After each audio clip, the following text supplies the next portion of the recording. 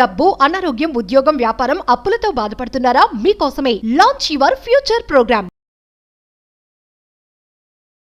నమస్తే, welcome to Suman TV. నేను మీ ప్రేమ్. ఇవాళ మనతో ఉన్నారు పేరెంటింగ్ కోచ్ సౌజన్య గారు. నమస్తే మేడం. నమస్తే అండి. హస్బెండ్ వైఫ్ రిలేషన్షిప్, ఇప్పుడు మీరు చెప్పినట్టు వాళ్ళ రిలేషన్ చూసే పిల్లలు నేర్చుకుంటారంటారు. ఫస్ట్ ఆఫ్ ఆల్ వీళ్ళు ఎలా ఉండాలంటారు? చాలా మంచి క్వశ్చన్ అడిగారు. ఈ రోజు పేరెంటింగ్ కి రూట్ కాజే లైఫ్ పార్ట్నర్ తో ఉన్న రిలేషన్. ఎందుకంటే ఒక పేరెంట్ అనుకుంటాడు మంచి పేరెంటింగ్ చేయాలని, కానీ వాళ్ళ లైఫ్ పార్ట్నర్ సపోర్ట్ చేయరు. నీకేం తెలీదు, కొడితేనే వింటాడు వాడు, లేదండి మంచి చెప్తే వింటాడు, నేను నేర్చుకున్నాను అని అంటే వాళ్ళు వినరు. బికాస్ ఈ పేరెంటింగ్ అంతా ఒక పేరెంటే విన్నాడు, ఇంకో పేరెంట్ వినలేదు కాబట్టి ఆయనదే కరెక్ట్ అనుకుంటారు. సో ఇక్కడ చూసుకుంటే వీళ్ళ మధ్య స్ట్రాంగ్ రిలేషన్ అనేది ఉంటే మంచి ఇంపాక్ట్ చూపిస్తుంది ఫర్దర్గా పిల్లలకి కూడా. మరి వీళ్ళ రిలేషన్ ఎలా బాగుండాలి అని అంటే ఎప్పుడు కూడా ఇక్కడ ఇద్దరు సైకాలజీ నేను చెప్తాను. అమ్మాయిల సైకాలజీ ఎట్లా ఉంటుంది అని అంటే వాళ్ళ మైండ్ కూడా ఎప్పుడు ఎమోషన్స్ అండ్ కేర్ పైనే వర్క్ చేస్తుంది. అంటే వాళ్ళ ఇన్బిల్ట్ అలానే ఉంటుంది వాళ్ళ సైకాలజీ ప్రకారం. మెన్ ఎలా ఉంటారంటే లాజిక్ అండ్ ఈగో అనమాట. లాజికల్గా ఈగోయిస్టిక్గా ఉంటారు. మరి ఎప్పుడు ఎమోషన్స్ ఎప్పుడు కేరింగ్ ఉంటే ఒక పర్సన్ సక్సెస్ఫుల్ అవుతారా? అలా లైఫ్ అంతా కూడా బాగుంటుందా అంటే లేదు. మరి ఈ పర్సన్ లాజికల్గా ఎప్పుడు తన ఈగో తనకి ఉంటే బాగుంటుందా? లేదు. ఎందుకు మ్యారేజెస్ అనేటివి చేసుకుంటారు అని అంటే ఇక్కడ emotions and care and logic and ego ఎప్పుడు ఏ సిచ్యువేషన్లో ఎలా వాడితే మనం బెటర్గా అవుతాము. ఓకే, ఆ ఇద్దరి కంపానియన్తో ముందుకెళ్తేనే ఆ ఇద్దరి లైఫ్ అనేది ఫుల్ఫిల్మెంట్ ఉంటుంది. ఓకే, తనకి ఎప్పుడైతే లాజికల్గా అవసరం ఉంటుందో హస్బెండ్ సపోర్ట్ చేయాలి. అలాగే హస్బెండ్కి ఎప్పుడైతే ఎమోషన్ కేర్ అర్థమవుతుందో, ఎప్పుడైతే అవసరం ఉంటుందో తను సపోర్ట్ చేస్తుంది. అంతేగాని నా ఈగో నాకు, నా లాజిక్ నాకు, లేకపోతే నా ఎమోషన్సే ముఖ్యము, నా కేరింగే ముఖ్యము, నాకు లాజికల్ ఆన్సర్స్ వద్దు అని అంటే అలా జరగదు. అంటే ఆ లైఫ్ అనేది ఫుల్గా ఎక్స్పీరియన్స్ చేయలేరు ఇద్దరు కూడా. ఎప్పుడైతే ఇద్దరి సైకాలజీస్ ఇద్దరు తెలుసుకుంటారో, ఇప్పుడు ఉమెన్ అయినా మెన్ అయినా తను లాజికల్గా ఆలోచిస్తాడు, అలాగే నేను రిప్లై ఇవ్వాలి, అలాంటి రిక్వైర్మెంట్సే నేను ఫుల్ఫిల్ చేయాలి అని అమ్మాయికి తెలిసి ఉండాలి, అంటే వైఫ్కి తెలిసి ఉండాలి. అలాగే ఈవెన్ హస్బెండ్కి కూడా తనకి ఎమోషన్స్ అంటే చాలా ముఖ్యం. నేను ఎంత డైమండ్ రింగ్ కొనిచ్చినా, ఎంత డైమండ్ నెక్లెస్ కొనిచ్చినా తన హ్యాపీగా ఉండలేదు. ఎందుకంటే తనకి ప్రేమగా మాట్లాడితేనే తను నా లవ్ని ఫీల్ అవుతుంది అనేది హస్బెండ్కి కూడా తెలిసి ఉండాలి. ఇక్కడ ప్రాబ్లం ఇక్కడే వస్తుంది. ఎవరు ఏం ఎక్స్పెక్ట్ చేస్తున్నారో ఎవరికి తెలియట్లేదు. హస్బెండ్ అనుకుంటాడు, అరే ఇంత మంచి కష్టపడి పొద్దున్నదాకా కష్టపడి నేను ఎంత టైర్డ్ అయినా నాకు మించి నేను హార్డ్ వర్క్ చేసి ఈ డైమండ్ రింగ్, ఈ లగ్జరీ థింగ్స్ ఆమెకి ఇచ్చినా కూడా ఆమె హ్యాపీగా ఉండట్లేదు. ఎండ్ ఆఫ్ ది డే మళ్ళీ నన్నే బ్లేమ్ చేస్తుంది, నా మిన్నే అరుస్తుంది, కోపంగా ఉంటుంది, అలుగుతుంది. ఎన్ని చేసినా ఆమెకి అసలు నా వాల్యూ తెలియట్లేదు అని హస్బెండ్ ఫీల్ అవుతుంటాడు. వైఫ్ కూడా అంతే. నేను ఏమైనా డైమండ్ రింగ్ అడిగినా, నెక్లెస్ అడిగినా, కూర్చొని 4 మాటలు మాట్లాడని అడిగినా అయినా నన్ను ఫుల్ఫిల్ చేయట్లేదు. ఎంతసేపు ఆఫీస్కి ఇచ్చిన టైము, వర్క్ ఇచ్చిన టైము, ఆ నిద్రకి ఇచ్చిన టైం నాతో 10 నిమిషాలు ఇచ్చినా సరిపోతుంది, నాకు అది ఇవ్వట్లేదు అని వైఫ్ కూడా ఫీల్ అవుతుంది. ఎందుకంటే ఇద్దరు ఎక్స్పెక్టేషన్స్ చెప్పుకోవట్లేదు. ఎప్పుడు నాకేం కావాలి, నీకేం కావాలని ఎప్పుడు కూర్చొని మాట్లాడట్లేదు. రైట్, ఎవరి లైఫ్ స్టైల్లో వాళ్ళు బిజీగా అయిపోతున్నారు. సో అందుకే రిలేషన్షిప్ క్లాసెస్లో కూడా ఏం చెప్తామనంటే హస్బెండ్కి వైఫ్కి 10 థింగ్స్ రాయమని చెప్తాము. అంటే what makes you happy, right 10 things what makes you happy అని ఇద్దరు రాయాలి. ఆ ఇద్దరు పేపర్స్ కూడా ఎక్స్చేంజ్ చేస్తారు. అప్పుడు అర్థమవుతుంది క్లియర్గా, అచ్చా ఈ 10 థింగ్స్ ఈమెన్ హ్యాపీ చేస్తాయి, అచ్చా ఈ 10 థింగ్స్ మా హస్బెండ్ని హ్యాపీ చేస్తాయి. ఆ రెస్పాన్సిబిలిటీ ఆ పేపర్స్లో ఫిల్ చేయాల్సింది వాళ్ళదన్నమాట, ఆపోజిట్ వాళ్ళది. అప్పుడు కదా వాళ్ళు ఫుల్ఫిల్ అయితే, వాళ్ళు హ్యాపీ అయితే మీకు కనెక్ట్ అవుతారు. ఈ షేరింగ్ అనేది జరగట్లేదు, అందుకే మేజర్ కాన్ఫ్లిక్ట్స్ అనేటివి జరుగుతున్నాయి. అది కూడా పిల్లల ముందు చేసుకుంటున్నారు, పెద్దవాళ్ళ ముందు దాకా తీసుకెళ్తున్నారు, అప్పుడు డైవర్స్లు అయిపోతున్నాయి. ఈ దీన్ని అంటారు అండర్స్టాండింగ్. ప్రతి మనిషి కూడా పర్ఫెక్ట్గా ఉండడు. మీరు ఎంత పర్ఫెక్ట్ మ్యాచింగ్ తీసుకొచ్చినా సరే ఏదో ఒక డిఫరెన్స్ ఉంటుంది. రైట్, ఏదో ఒకటి. ఇప్పుడు నాకు చల్లగాని పదార్థాలు అంటే ఇష్టం, ఆయన హాట్గా తినాలనుకుంటాడు. నాకు స్వీట్స్ అంటే ఇష్టం, ఆయన స్పైసీ ఫుడ్స్ అంటే ఇష్టం. ఓకే, నాకు ఫ్యాన్ కావాలి ఈరోజు, అతనికి వద్దు. ఏసీ కావాలి, నాకు వద్దు. ఈ రోజు బైక్ లో వెళ్ళాలని ఉంది, తనకు కార్లో వెళ్ళాలని ఉంది. చాలా డిఫరెన్సెస్ ఉంటాయి. బట్ ఇక్కడ మ్యాటర్ ఏంటంటే నీకు మించి ఎదుటి పర్సన్ గురించి ఆలోచించి నువ్వు అవి ఫుల్ఫిల్ చేస్తావు కదా, అప్పుడు కదా మంచి బాండింగ్ క్రియేట్ అవుతుంది. నువ్వు ఎంత అయితే ఎఫర్ట్ ఇస్తావో వాళ్ళ ఫుల్ఫిల్మెంట్స్ ని ఫిల్ చేయడానికి ట్రై చేస్తావో వాళ్ళు కూడా అంతే ఎఫర్ట్ ఇస్తారు.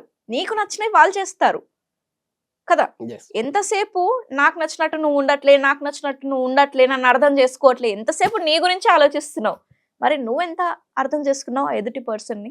నువ్వెంత ఎప్పుడైనా efforts ఆలోచించావు ఇస్తున్నావు అసలు? కదా. ఎప్పుడు కూర్చొని అలా ఆలోచించలేదు. అసలు ఆ పర్సన్ కి ఏం కావాలి, ఏం చేస్తే ఆ పర్సన్ హ్యాపీ అవుతారు, Okay. ఎప్పుడు ఆలోచించలేదు. ఎంతసేపు నన్ను అర్థం చేసుకోవట్లేదు.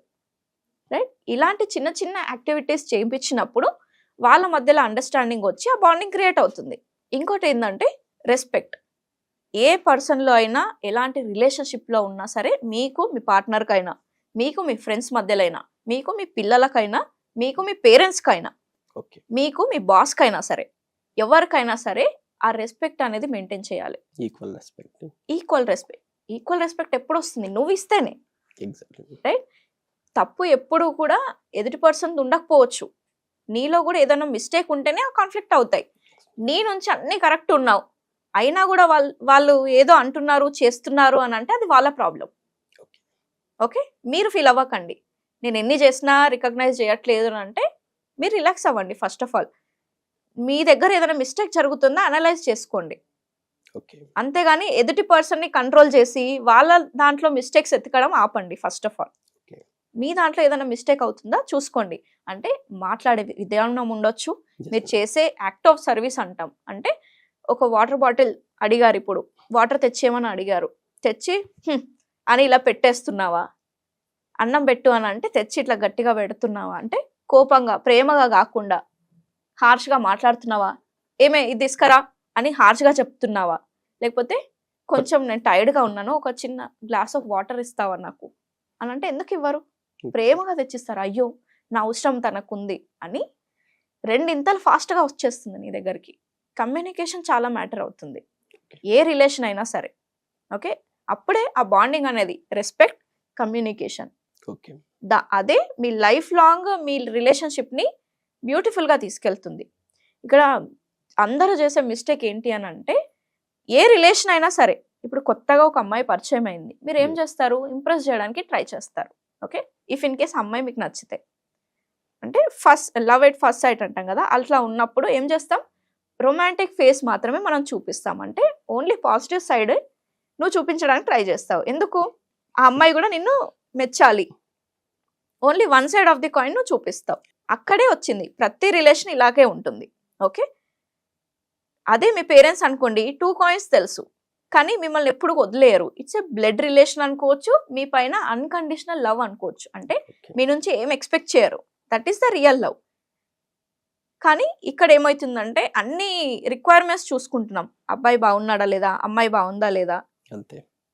ఎంత వస్తుంది, వెల్ సెటిల్డా కాదా, పెళ్లి తర్వాత నన్ను ఎట్లా చూసుకుంటాడు, ఎట్లా మాట్లాడుతున్నాడు, మా వాళ్ళని ఎట్లా రిసీవ్ చేసుకుంటున్నాడు, కారు ఉందా, ఇల్లుందా, సొంత ఇల్లుందా, ఎట్లాంటి కంపెనీలో జాబ్ చేస్తున్నాడు, ఎంత శాలరీ ఉంది, రేపు పొద్దున ఇంకెంత హైక్ అవుతుంది.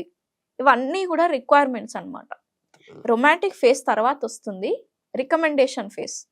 అంటే పరిచయం అయింది, మిమ్మల్ని ప్రేమించింది అనుకుందాం. అంటే ఒక సైడే చూపించారు, మిమ్మల్ని ప్రేమించేసింది, అట్రాక్ట్ అయిపోతారు కదా ఆబ్వియస్లీ. మీ మంచి పనులు అన్నీ చూపించుకుంటే ఏ పర్సన్ అయినా కన్విన్స్ అయిపోతారు.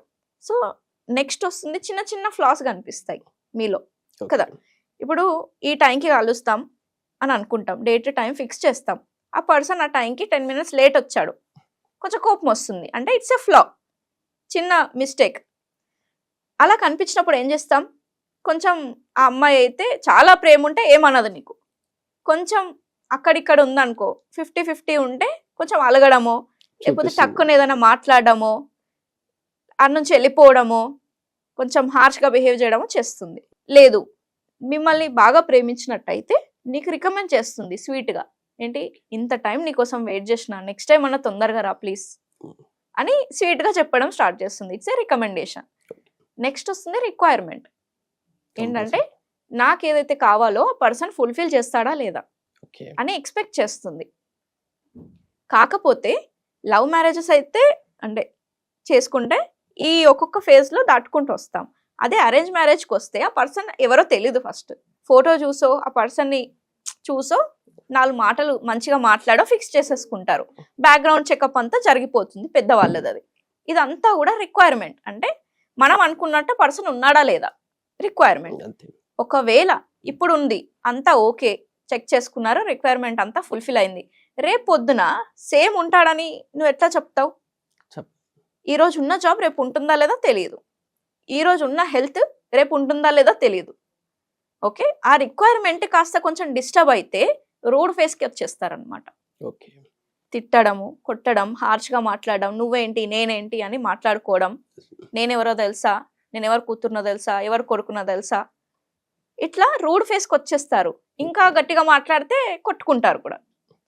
ఇక్కడే చాలా మంది డైవర్సెస్ చేసేసుకుంటారు. అంటే బ్రేకప్స్ అయిపోతాయి పెళ్లికి ముందు అయితే, పెళ్లి తర్వాత అయితే డైవర్స్లు. ఆ కాలంలో ఏంటంటే మన పేరెంట్స్ కి కూడా ఈ rude face, requirement, recommendation, romantic ఇవన్నీ వచ్చాయి. బట్ ఎందుకు వాళ్ళు ఇంకా కలిసి ఉన్నారు అని అంటే they have lot of patience. Okay. Plus వాళ్ళకి ఇంకో ఆప్షన్ లేదు. ఓకే. ఓకే, ఎందుకంటే ఆ పేరెంట్స్ పైన రెస్పెక్ట్ తోటో భయంతోనో సొసైటీ ఏమనుకుంటుందానో అదే స్ట్రగుల్లో ఫేస్ చేసుకుంటూ ఇప్పటికీ ఉంటారు చాలా మంది పేరెంట్స్. మన వాళ్ళు కూడా 100 మంది పేరెంట్స్ లో అందరూ హ్యాపీగా వాళ్ళ రిలేషన్ ని మెయింటైన్ చేస్తున్నారని గ్యారంటీ లేదు కదా. నాన్న ఎప్పుడు మా అమ్మని తిడుతూనే ఉంటాడు అనే కంప్లైంట్ ఖచ్చితంగా ఉంటది ప్రతి ఇంట్లో. అంటే ఉమెన్ ఎమోషన్స్ సప్రెస్ అవుతా ఉంటాయి.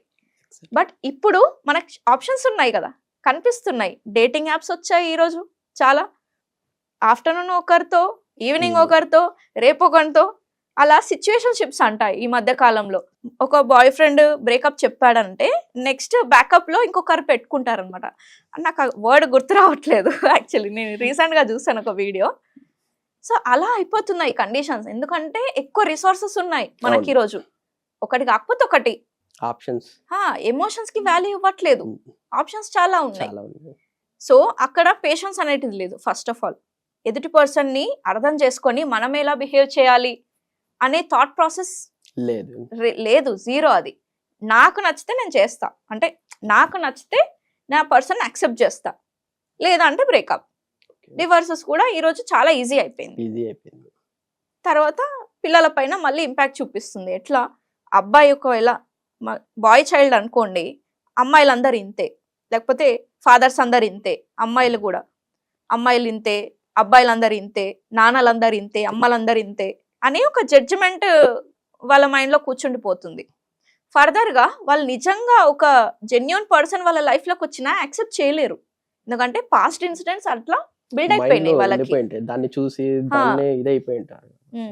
ఎవరైనా సరే ఇప్పుడు ఒక బ్యాడ్ పాస్ట్ ఉంది కదా, బ్యాడ్ పాస్ట్ నుంచి బయటకు రావడానికి కొంతమంది స్వీట్ గా మాట్లాడడం ట్రై చేస్తారు, అలా కాదు ఇలా కన్విన్స్ చేయడానికి ట్రై చేస్తూ ఉంటారు. వాళ్ళకి తొందరగా అట్రాక్ట్ అయిపోతారు చాలా మంది. అంటే నా లైఫ్ లో అలా జరిగాయి, అవన్నీ ఈ పర్సన్ వల్ల నేను మర్చిపోయాను అనే ఇన్సిడెంట్స్ కొన్ని ఉంటాయి. సో ఇక్కడ మళ్ళీ అది లైఫ్ లాంగ్ వాళ్ళు అంతే అర్థం చేసుకుంటారని అంటే మనం చెప్పలేం. సో ఎప్పుడైనా రిలేషన్ బాగుండాలి అని అంటే రెస్పెక్ట్ అండ్ కమ్యూనికేషన్ మెయిన్ గా, ఈ రెండు గుర్తుపెట్టుకొని మీ మిస్టేక్స్ ని మీరు కరెక్షన్ చేసుకుంటూ ఉండాలి. ఓకే, ఇప్పుడు ఒకటే చేయితోటి క్లాప్ రాదు కదా, 2 హ్యాండ్స్ కలిస్తేనే క్లాప్ వస్తుంది. ఎప్పుడు కూడా మిస్టేక్ ఒక్కరిదే ఉండదు. మీరు కూడా చెప్పలేదు మీ ఎక్స్పెక్టేషన్స్ ఏంటి, చెప్పకపోతే ఎలా అర్థం చేసుకుంటారు? దేవుడా, లేకపోతే ఒక మైండ్ రీడరా మీ లైఫ్ పార్ట్నర్? కాదు కదా. మీరు చెప్తేనే అది ఫుల్ఫిల్ చేస్తాడా లేదా తర్వాత విషయం. అన్ని మనసులో దాచేసుకొని నేను అడగక ముందే అన్ని చేసేయాలి మా హస్బెండ్ అంటే ఎట్లా కుదురుతుంది? కాదు కదా. సో మీ ఎక్స్పెక్టేషన్స్ ఉంటే మాక్సిమం ఎక్స్పెక్టేషన్స్ పెట్టుకోకండి మీ లైఫ్ పార్ట్నర్ మీద. ఎప్పుడైనా అప్రిషియేట్ చేస్తూ మీ ఎఫర్ట్స్ మీద పెట్టండి. ఎంతసేపు ఎదుటి పర్సన్ ని హ్యాపీ చేయాలని మీ ఇంటెన్షన్ ఉండాలి, ఎక్స్పెక్ట్ చేయడం కాదు. ఆటోమేటిక్ వస్తాయి అవి బై ప్రోడక్ట్స్. మీరు మంచిగా ఉన్నంత వరకు మీ రిలేషన్స్ ఎప్పటికీ కూడా బాగుంటాయి. Thank you madam. Thank you so much.